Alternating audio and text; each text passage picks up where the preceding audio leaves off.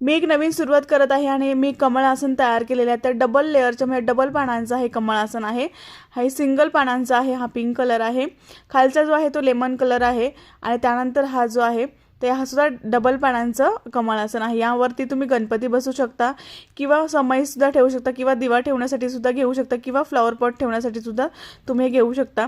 कलश ठेवण्यासाठी तुम्ही वापर करू शकता किंवा छोट्या मोठ्या समई किंवा दिवा किंवा फ्लॉवर पॉट म्हणून सुद्धा तुम्ही याचा यूज करू शकता. आणि हे डबल लेअरचे जे आहे त्यावरती तुम्ही मोठी समईसुद्धा ठेवू शकता किंवा गणपती ठेवू शकता.